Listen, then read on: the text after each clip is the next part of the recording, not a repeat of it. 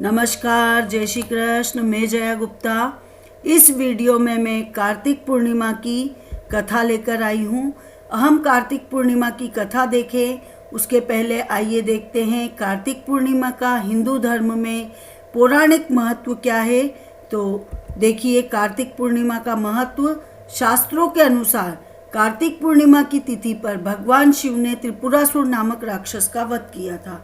त्रिपुरासुर एक ऐसा राक्षस था जिसने पूरे ब्रह्मांड में, स्वर्गलोक में सब दूर अपने अत्याचारों से सबको परेशान किया हुआ था।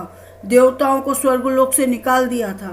तो जैसे ही भगवान शिव जी उनका वध करते, सारे देवता बहुत प्रसन्न होते और भगवान विष्णु तो प्रसन्नता में शिव जी को त्रिपुरारी नाम दे देते त्रिपुरासुर का वध करने के कारण, जो शिव जी के अनेक प्रचलित नामों में से एक प्रचलित नाम है। त्रिपुरासुर का वध होने की खुशी में सारे देवता इतने खुश होते हैं कि वे स्वर्गलोक से उतर के पृथ्वी पे आ जाते काशी नगरी में, और यहाँ आके वो दीप जलाते हैं, मिठाइयाँ बांटते हैं और एक तरीके से दीपावली मनाते हैं। इसलिए कार्तिक पूर्णिमा को देवताओं की दीपावली भी कहा जाता है। इसके अलावा कार्तिक पूर्णिमा का एक महत्व महाभारत से भी जुड़ा हुआ है। महाभारत की कथा के अनुसार जब कौरव और पांडवों के बीच में महाभारत का युद्ध समाप्त हो गया, तब पांडव इस बात को लेकर खूब दुखी और परेशान हुए कि युद्ध में उनके कई सगे संबंधियों की अकाल मृत्यु हो गई। असमय मृत्यु होने के कारण वे सोचने लगे कि अब ऐसा क्या उपाय किया जाए कि इनकी आत्मा को शांति मिल जाए। तब भगवान श्री कृष्ण पांडवों की चिंता को देखते हुए उसे दूर करने के लिए कार्तिक मास के शुक्ल पक्ष की अष्टमी से लेके कार्तिक मास की पूर्णिमा तक पितरों की आत्मा की तृप्ति के लिए तर्पण और दीपदान करने की बात कहते हैं। और तभी से कार्तिक पूर्णिमा पर सब लोग नदियों में स्नान करते हैं और पितरों को तर्पण करते हैं। इसका विशेष महत्व माना गया है। पुराणों के अनुसार कार्तिक पूर्णिमा की तिथि पर ही भगवान विष्णु ने धर्म और वेदों की रक्षा के लिए मत्स्य अवतार धारण किया था। और एक और कथा के अनुसार भगवान विष्णु जो थे वो कार्तिक मास की शुक्ल पक्ष की एकादशी यानी देव उठनी एकादशी या देवोत्थान एकादशी पर 4 माह से वो जो सोए रहते हैं उसी दिन जागते हैं। और जागने पर देवी तुलसी का विवाह भगवान के शालिग्राम स्वरूप के साथ संपन्न किया जाता है। और भगवान विष्णु के वैकुंठ धाम में आगमन और तुलसी के साथ उनके विवाह के कारण कार्तिक पूर्णिमा के दिन पुण्य लाभ प्राप्त करने के लिए स्नान, दान इत्यादि का भी विशेष महत्व माना गया है। अब आइए देखें कार्तिक पूर्णिमा की कथा। इस कथा के अनुसार असुर राजा बलि की कृपा प्राप्त करके त्रिपुरासुर एक भयंकर राक्षस बन जाता है। महाभारत के कर्ण पर्व में त्रिपुरासुर के वध की कथा बड़े विस्तार से बताई गई है। उसी के अनुसार मैं भी आपको यहाँ पे बता रही हूँ कि पौराणिक कथा के अनुसार तारकासुर नाम का एक राक्षस था और उसके 3 पुत्र थे, तारकक्ष, कमलाक्ष और विद्युन्माली। तारकासुर जो था उसका भगवान कार्तिकेय के साथ युद्ध होता है और भगवान कार्तिकेय जो कि देवताओं के सेनापति है वो तारकासुर का वध कर देते हैं। तो तारकासुर का वध होने के बाद उसके 3 पुत्र बहुत क्रोधित हो जाते हैं और देवताओं से बदला लेने के लिए वो प्रण कर लेते हैं। अब बदला लेने के लिए वो तीनों तपस्या करने के लिए जंगल में चल जाते, घोर वन में, और हजारों वर्षों तक वहाँ पे कठिन रूप से तपस्या करते हैं और ब्रह्मा जी को प्रसन्न कर लेते हैं। अब ब्रह्मा जी उनके सामने जब प्रकट होते हैं तो वो ब्रह्मा जी से अमृतत्व का वरदान मांगते हैं। तो ब्रह्मा जी मना कर देते कि अमृतत्व का वरदान तो किसी को भी नहीं दिया जाता है। और उनसे तो वो कह देते हैं कि कोई ऐसी शर्त रख लो तुम कि जो बहुत कठिन हो, तो वो उस शर्त को पूरा होने पे ही तुम्हारी मृत्यु हो। तो जैसे ही ब्रह्मा जी की वो बात सुनते वो तीनों सोचने लगते हैं कि ऐसी कौन सी शर्त रखें हम जिससे कि वो पूरी करने में बहुत ही दिक्कत आए देवताओं को। तो वो कहते हैं कि हे प्रभु, आप हमारे लिए 3 अलग अलग ग्रहों पर 3 नगर बसाओ। 3 अलग अलग ग्रह मतलब जैसे कि बुध, शुक्र, जो सौर मंडल के 9 ग्रह हैं उनमें से कोई भी 3 ग्रह पर हमारे लिए 3 अलग अलग नगरों का निर्माण करो। और वो चूंकि ये तीनों ग्रह जो भी हैं, सारे सौर मंडल के ग्रह आप सब जानते हो कि सूर्य के इर्द गिर्द चक्कर लगाते रहते हैं, इन्हें लगातार घूमते रहते हैं। तो वो बोलते हैं कि जैसे वो तीनों ग्रह घूमते ऐसे ही वो तीनों नगर भी घूमते रहे। और जब वो तीनों पुरियां अभिजीत नक्षत्र में एक पंक्ति में आ जाए और कोई भी क्रोधाजित अत्यंत शांत अवस्था में असंभव रथ पे असंभव बाण का सहारा लेके हमें मारना चाहे तो ही हमारी मृत्यु हो, नहीं तो हमारी मृत्यु नहीं हो। तो ब्रह्मा जी तो चूंकि उन्होंने वरदान का दिया था कि मैं वरदान दूंगा, ऐसा आशीर्वाद दिया था, तो वो तो तथास्तु के देते हैं।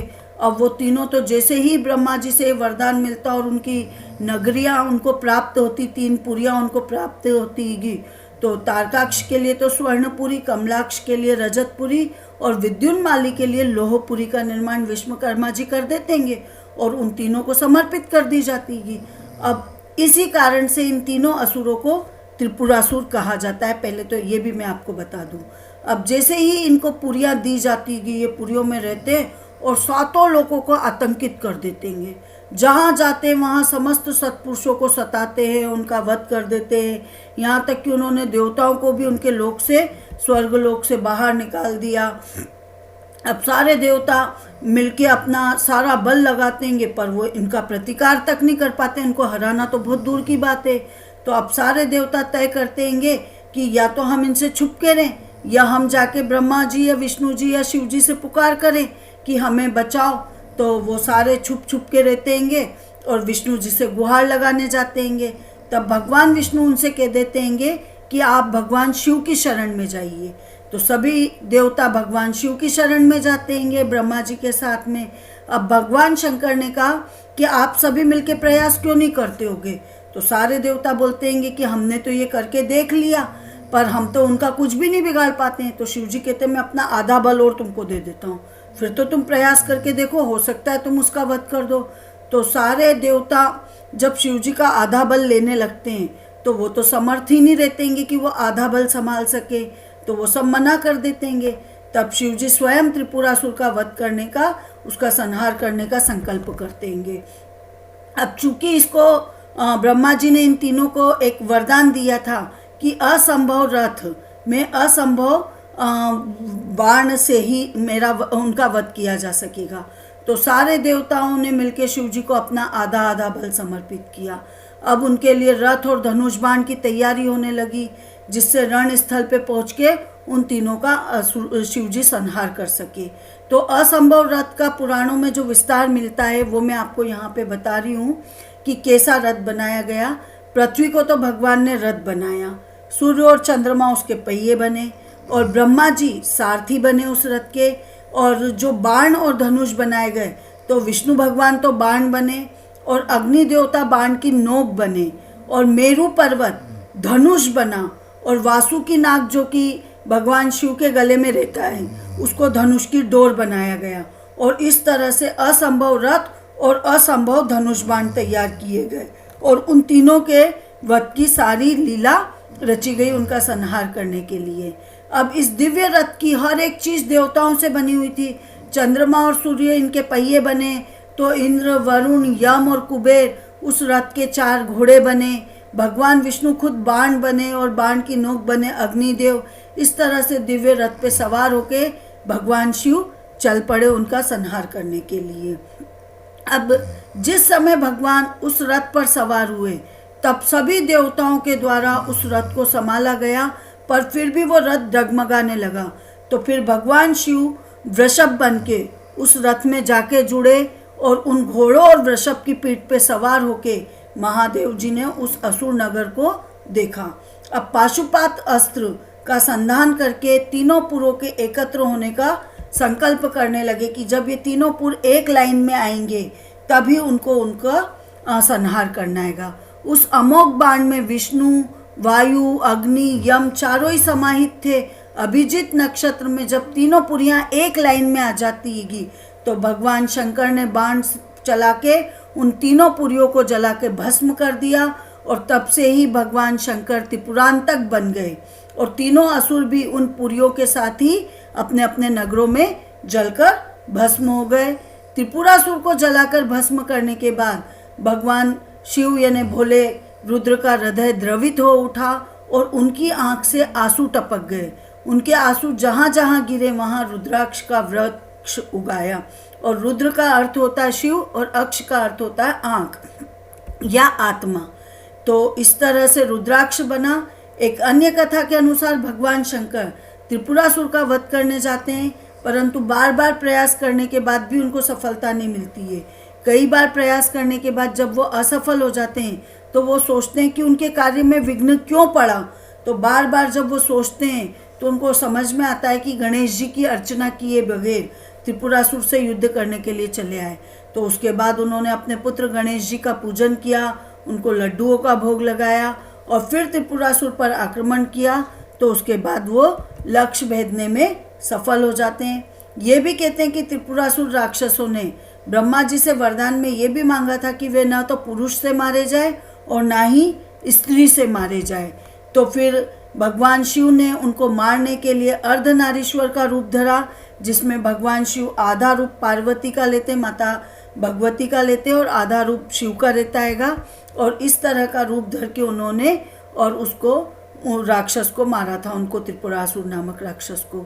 इस प्रकार कार्तिक पूर्णिमा को भगवान शिव ने त्रिपुरासुर नामक राक्षस का वध किया था, जिससे देवगण बहुत प्रसन्न हुए थे और भगवान विष्णु ने प्रसन्न होकर शिव जी को त्रिपुरारी नाम दिया, जो कि शिव जी के अनेक नामों में से एक नाम है।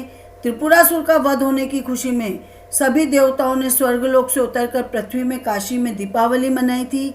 इसलिए कार्तिक पूर्णिमा के दिन को देवताओं की दीपावली भी कहते हैंगे। आपको मेरा ये वीडियो अच्छा लगा हो तो इसे लाइक और शेयर करो। अभी तक आपने यदि मेरे चैनल को सब्सक्राइब नहीं किया तो कृपया मेरे चैनल को सब्सक्राइब करो, बेल आइकन को हिट करो ताकि मेरे नए वीडियोस के नोटिफिकेशन आपको तुरंत प्राप्त हो। हिंदू धर्म, संस्कृति, तीज त्योहार, व्रत कथा, रीति रिवाज इत्यादि जानने के लिए मेरे साथ बने रहिए। जय श्री कृष्ण। ओम नमः शिवाय।